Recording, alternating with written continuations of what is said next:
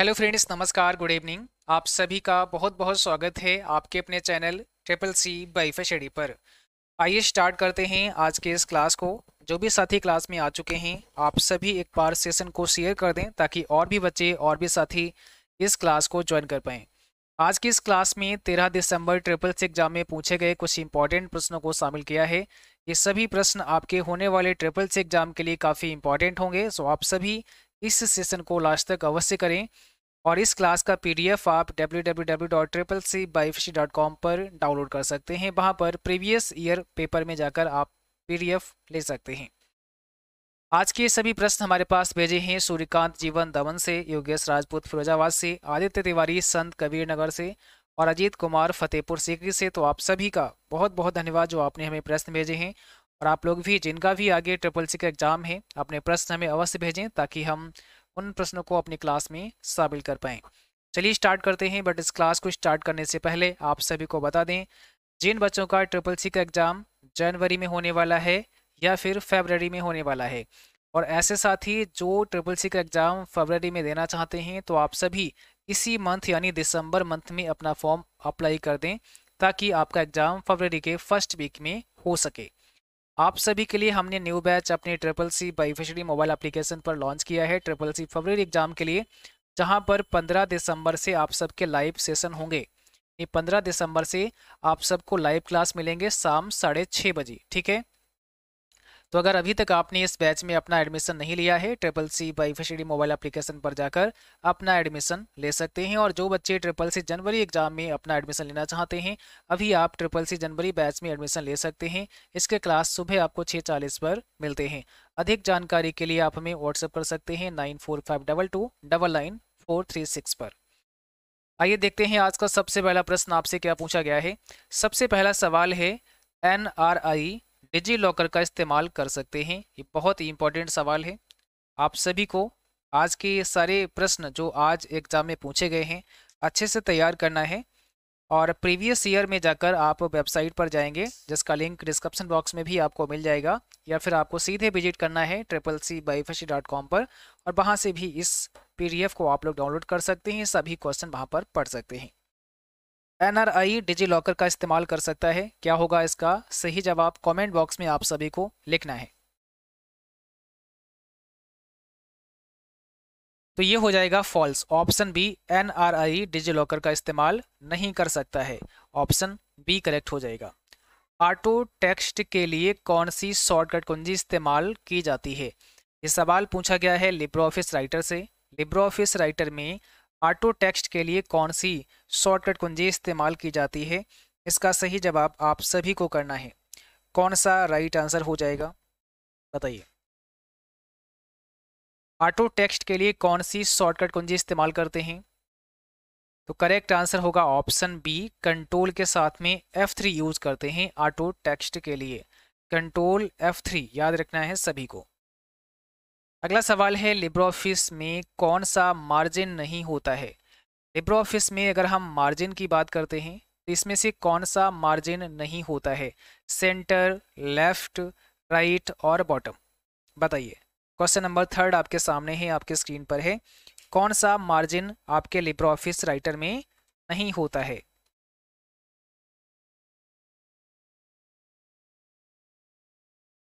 चलिए फटाफट से आप सभी को कमेंट बॉक्स में आंसर लिखने हैं। और जो साथी अभी भी क्लास से जुड़े हैं, आप सभी को गुड इवनिंग। आप सभी इस सेशन को एक बार शेयर अवश्य करें ताकि और भी बच्चे इस क्लास को ज्वाइन कर पाएँ। देखिए, जब आप लिब्रे ऑफिस में आते हैं, लिब्रे ऑफिस राइटर में आते हैं, तो यहाँ पर आप सबको जाना है। जैसे ही आप यहाँ पर फॉर्मेट मेनू में जाते हैं, और फॉर्मेट में आपको मिलता है पेज स्टाइल का एक कमांड, यहाँ पे क्लिक करते हैं। और जैसे ही हम पेज स्टाइल पर क्लिक करते हैं, तो देखिए यहाँ पर सबसे पहले पेज का जो ऑप्शन है वो ओपन है, और यहाँ पर हम ये फॉर्मेट कर सकते हैं। पेपर फॉर्मेट हम जो भी चाहें वो ले सकते हैं। और हमें मार्जिन की बात कर रहे थे अभी यहाँ पर, तो इसमें कौन सा मार्जिन नहीं होता है ये पूछा गया है। देखो यहाँ पर लेफ्ट का है, राइट का है, टॉप का है, बॉटम का है। ये मार्जिन अभी यहाँ पर देखो बाय डिफ़ॉल्ट कितना है, 2 centimetre left, right, top and bottom छोड़ रहा है।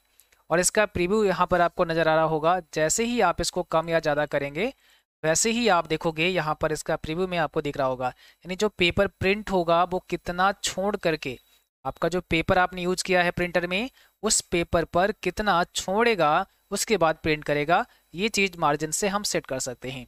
अगर हम लेफ्ट में बिल्कुल नहीं छोड़ना चाहते हैं तो यहाँ पर हम 0 भर सकते हैं, और जैसे ही 0 फिल करेंगे आप, तो देखो यहाँ पर जैसे मैंने 0 फिल किया तो क्या हुआ, यहाँ पर मार्जिन एकदम 0 हो गया है। तो ऐसे यहाँ से मार्जिन को कम या ज़्यादा किया जा सकता है। Left right centre top margin यहाँ पर होते हैं, तो यहाँ पर कौन सा नहीं होता है, आंसर में क्या हो जाएगा, सेंटर नहीं होता है। ऑप्शन पहला करेक्ट है। लेफ्ट राइट बॉटम टॉप ये सभी होते हैं, सेंटर नहीं होता है। अगला सवाल है लिब्रियोफिस कैल्क का एक्सटेंशन क्या होता है।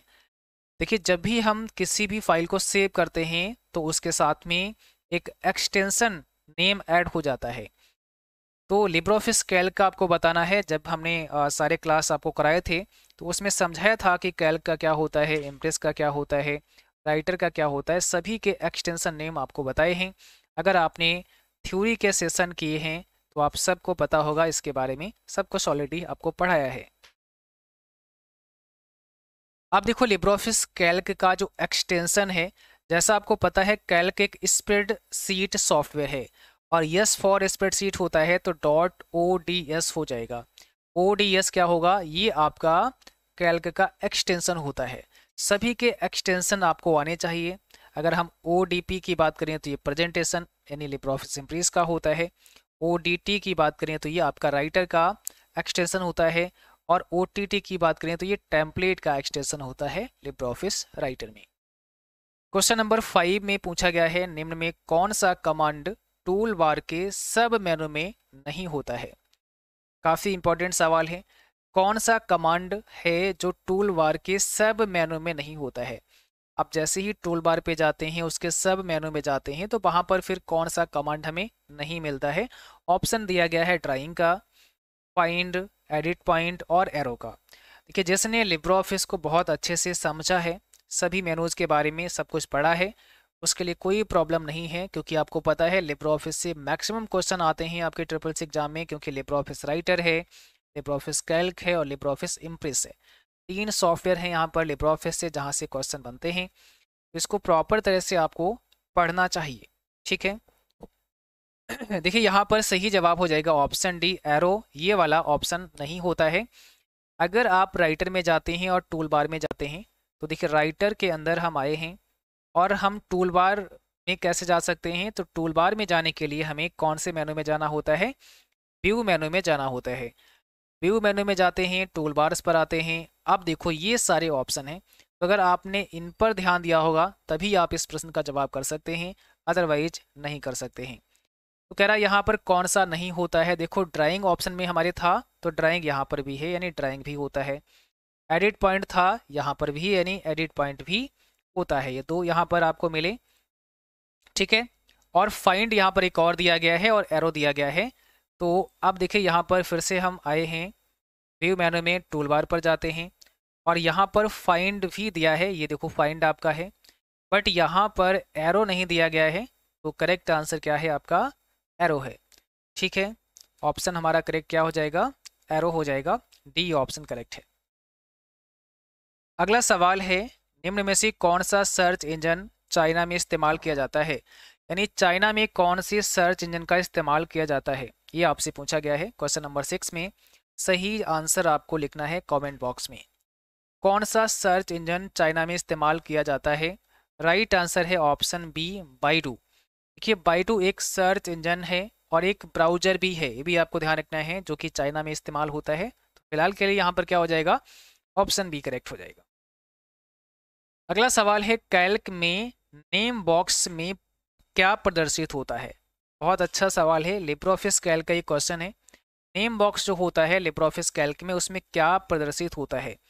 तब तक यहाँ पर हम लिब्रियोफिस कैल्क ओपन कर लेते हैं, जब तक आप सभी को कमेंट बॉक्स में अपना आंसर लिखना है। अब हम यहाँ लिब्रियोफिस कैल्क में आ चुके हैं और इसका जो आंसर होगा वो क्या होगा। कह रहा है नेम बॉक्स में क्या प्रदर्शित होता है, तो आपने कहा सर सेल का एड्रेस होता है। सीट नेम नहीं होता है, कॉलम नेम नहीं होता है, सेल एड्रेस डिस्प्ले होता है नेम बॉक्स में। अब जरा ध्यान दो, थोड़ा सा जूम करते हैं। ये जो छोटे छोटे आपको यहाँ पे बॉक्स दिख रहे हैं, ये आपके सेल होते हैं, और किसी बॉक्स पे जब आप क्लिक करते हैं तो इस बॉक्स का एड्रेस क्या है वो हमें नेम बॉक्स में दिखता है। तो नेम बॉक्स कौन सा होता है? ये रहा आपका नेम बॉक्स यहाँ पर, और यहाँ लिखा है C5, यानी C5 जो बॉक्स है जिसको हम सेल के नाम से जानते हैं उसका ये पता है। देखो आपने इस वाले सेल पे क्लिक किया तो ऊपर क्या है, C है, और लेफ्ट में क्या है, 5 है। 5 इधर से हाईलाइट हो गया है, C उधर से हाईलाइट हो गया है, तो C5। और कभी भी सेल का जो एड्रेस होता है वो आपका सबसे पहले C यानी कॉलम से स्टार्ट होता है, कॉलम लेटर से स्टार्ट होता है। इस बात का विशेष ध्यान रखना है। कई बार ऐसा होता है कि 5C पूछते हैं क्या ये वैलिड सेल का पता है, तो 5C वैलिड सेल का पता नहीं है। हाँ, C5 अगर होता है तो वैलिड सेल का एड्रेस है। इसी प्रकार से E5 हो सकता है, E4 हो सकता है, कुछ भी हो सकता है। मैंने जैसे यहाँ क्लिक किया तो ऊपर क्या है, G, और इधर 2 हाईलाइट हो गया है, तो इसका एड्रेस देखो यहाँ पे क्या लिखा है, G2 लिखा है नेम बॉक्स के अंदर। और सेल में क्या लिखा है, जो कंटेंट होता है वो दिखता है इस फार्मूला बार पर। जैसे मैंने यहाँ पर 2 लिखा या 3 लिखा, तो ये 3 हमें दिखेगा यहाँ फार्मूला बार के ऊपर। ओके, चलेगा, यहाँ पर सेल एड्रेस हो जाएगा। अच्छा, एक और होता है सेल रेंज, याद रखना है। सेल रेंज और सेल एड्रेस में क्या फ़र्क होता है, क्या डिफरेंस होता है? तो सेल रेंज जो होती है वो पहला सेल और अंतिम सेल के बीच में सभी सेल, जो भी सेल बीच में होते हैं, सब पर एक्टिव हो जाता है जब भी कोई फार्मूला अप्लाई करते हैं आप, है ना। तो उसको कहते हैं सेल रेंज। जैसे मान लिया V4 से लेकर D4 हमने यहाँ लिखा, तो V4 के बाद में क्या आएगा, B के बाद क्या आता है, C आता है। तो इसका मतलब यहाँ पर V4 है, C4 है और D4 है, बट पहला सेल एड्रेस एंड लास्ट वाला लिखा हमने, केवल बीच वाला नहीं लिखा। बीच में और भी हो सकते हैं, अगर आप D के बाद में FG पे चले जाओगे तो बीच में और आ जाएंगे। तो ये होता है सेल रेंज। अगला सवाल है WPS की फुल फॉर्म क्या होती है? WPS की फुल फॉर्म क्या होती है? आप सभी को कमेंट बॉक्स में आंसर लिखना है। जवाब करिएगा, सही जवाब क्या हो जाएगा? क्वेश्चन नंबर 8 का आंसर आप सभी को देना है। WPS का मतलब होता है यहाँ पर वाईफाई प्रोटेक्टिव सेटअप होता है। वाईफाई प्रोटेक्टिव सेटअप होता है WPS का फुल फॉर्म। ठीक है, अगला सवाल देखिएगा, IPv6 कितने बिट का होता है? IPv6 एड्रेस कितने बिट का होता है? कई बार बिट पूछेंगे, कई बार बाइट पूछेंगे, तो आज यहाँ बिट पूछा गया है। 120 बिट का होता है, 128 बिट का होता है IPv6 एड्रेस। और जब कभी बाइट पूछेंगे तो यहाँ पर 8 से आपको डिवाइड कर देना है, यानी 16 बाइट का फिर हो जाएगा। हमें अपने पालतू जानवर के नाम का पासवर्ड नहीं रखना चाहिए, यस या नो? ट्रू फॉल्स में इसका आंसर आपको लिखना है कमेंट बॉक्स में। हमें अपने पालतू जानवर के नाम का पासवर्ड नहीं रखना चाहिए, ऐसा प्रश्न में बताया गया है। अब आपको आंसर देना है इसमें कौन सा करेक्ट हो जाएगा। देखिए, हमें अपने पालतू जानवर के नाम का पासवर्ड नहीं रखना चाहिए, तो ये बात कैसी है, ट्रू है। ऑप्शन पहला हो जाएगा, बिल्कुल हमें ऐसा पासवर्ड नहीं रखना चाहिए, या ऐसा कोई हाईलाइटेड पासवर्ड नहीं रखना चाहिए, ठीक है, जैसे कि कोई भी व्यक्ति उस पासवर्ड को गेस करे। कंट्रोल के साथ माइनस से कॉलम को डिलीट करते हैं। कंट्रोल माइनस से हम किसी कॉलम को क्या करते हैं, डिलीट करते हैं। बताओ, कंट्रोल माइनस से किसी कॉलम को डिलीट करते हैं। ट्रू फॉल्स में आंसर लिखना है कमेंट बॉक्स में। सही जवाब क्या हो जाएगा? तो इसका आंसर है ऑप्शन पहला, बिल्कुल सही है। हम कंट्रोल माइनस से किसी कॉलम को डिलीट करते हैं। कंट्रोल के साथ जैसे ही हम माइनस प्रेस करते हैं तो देखो यहाँ पर हम सेल को भी डिलीट कर सकते हैं, उसके बाद हम इंटायर रो को भी डिलीट कर सकते हैं और इंटायर कॉलम को भी डिलीट कर सकते हैं। तो यहाँ पर क्लिक कर देंगे तो पूरा ही कॉलम हमारा क्या होगा, डिलीट हो जाएगा। इसका मतलब यहाँ पर सही जवाब क्या होगा, पहला। ठीक है, कंट्रोल माइनस से कॉलम को भी डिलीट कर सकते हैं, रो को भी डिलीट कर सकते हैं, सेल को भी डिलीट कर सकते हैं। 12 में पता पूछा गया है, प्रोटोकॉल एक ऐसी विशेषता है जो ईमेल संदेश को अपलोड करने की अनुमति देता है। यानी यहाँ पर कुछ ऐसे प्रोटोकॉल दिए गए हैं जिनमें एक ऐसी विशेषता है या एक ऐसा प्रोटोकॉल है जो ईमेल संदेश को अपलोड करने की परमिशन देता है। आंसर दो, क्या होगा इसमें करेक्ट आंसर?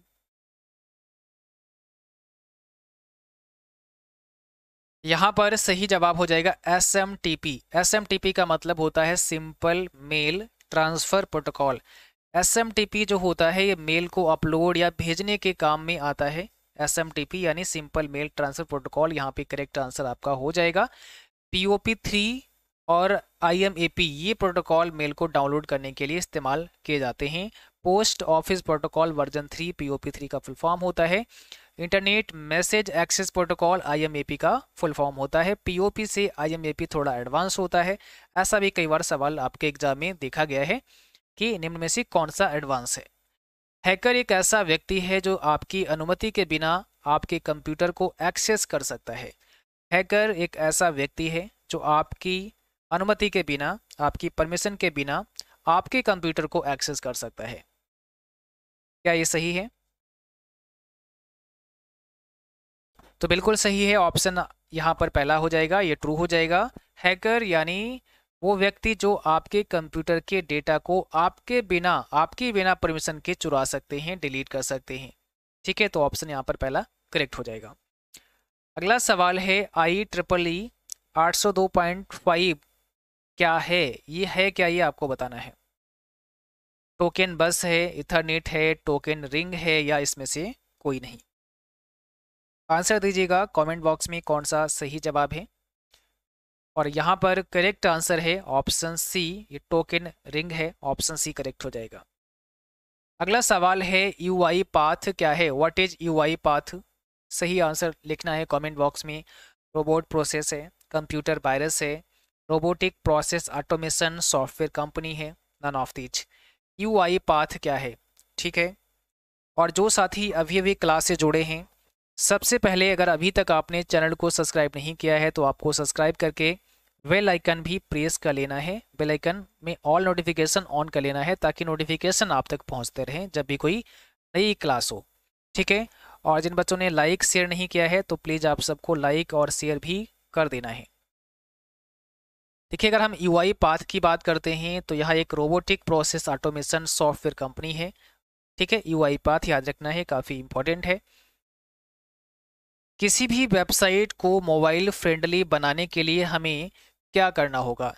किसी भी वेबसाइट को मोबाइल फ्रेंडली बनाने के लिए हमें क्या करना होगा? आंसर दो, इसमें कौन सा राइट आंसर हो जाएगा? अगर आप किसी भी वेबसाइट को मोबाइल फ्रेंडली बनाना चाहते हैं तो क्या होगा? अट्रैक्टिव, रिस्पॉन्सिव, फास्ट लोडिंग, या इसमें से कोई नहीं।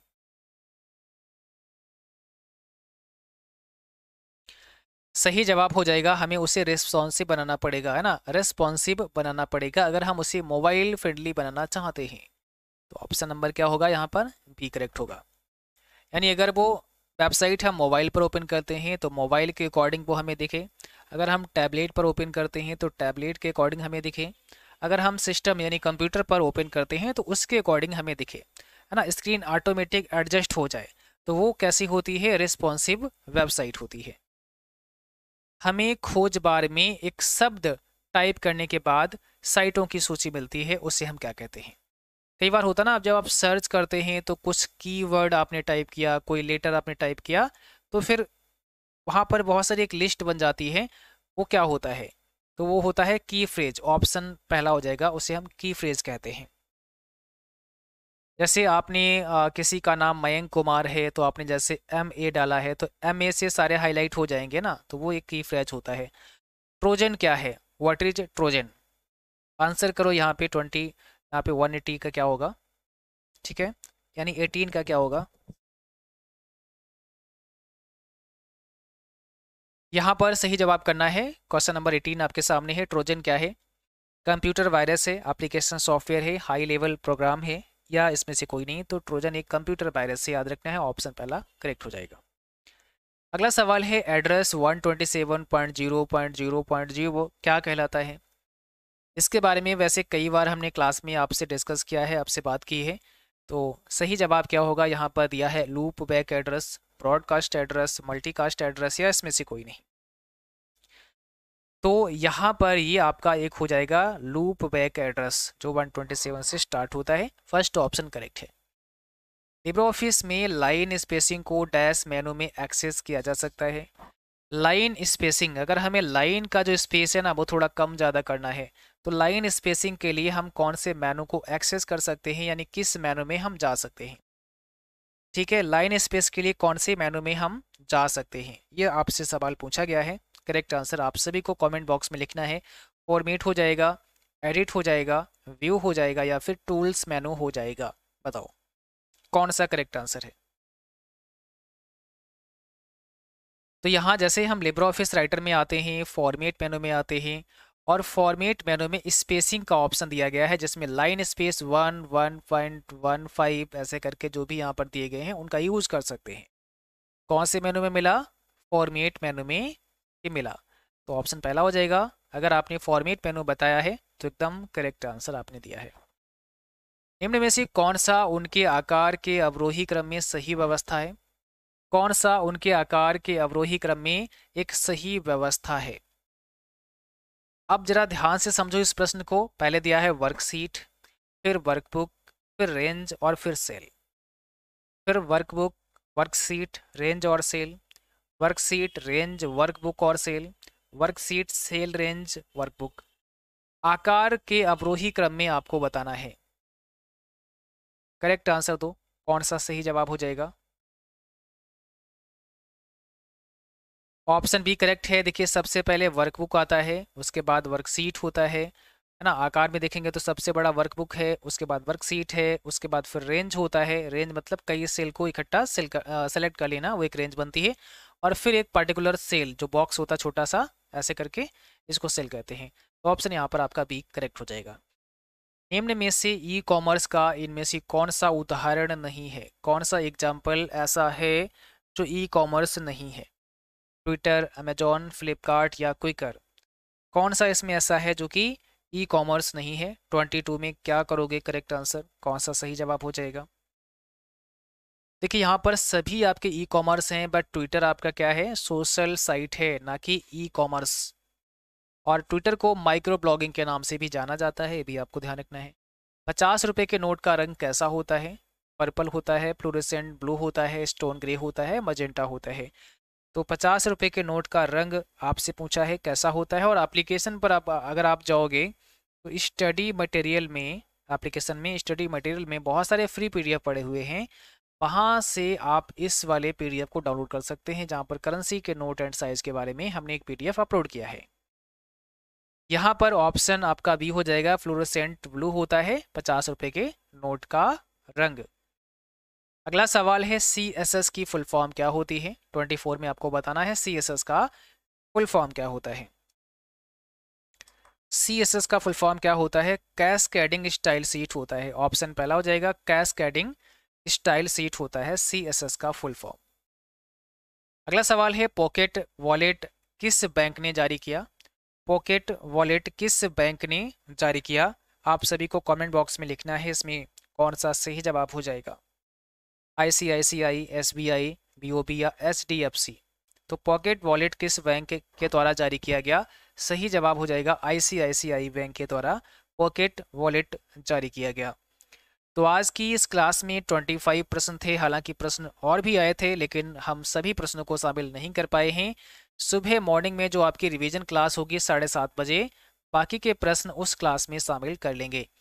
जिन बच्चों का कल एग्ज़ाम है, आप सभी को हमारी तरफ से बहुत बहुत शुभकामनाएं, और अच्छे से एग्ज़ाम देना है। जो भी प्रश्न आपको याद रहें उन प्रश्नों को हमें भेजना है, समय रहते भेजना है, व्हाट्सएप करना है 9452299436 पर, या फिर आप हमें ईमेल कर सकते हैं info.cccbyfacility@gmail.com पर। व्हाट्सएप नंबर और ईमेल एड्रेस आप सभी को डिस्क्रिप्शन बॉक्स में भी मिल जाएगा।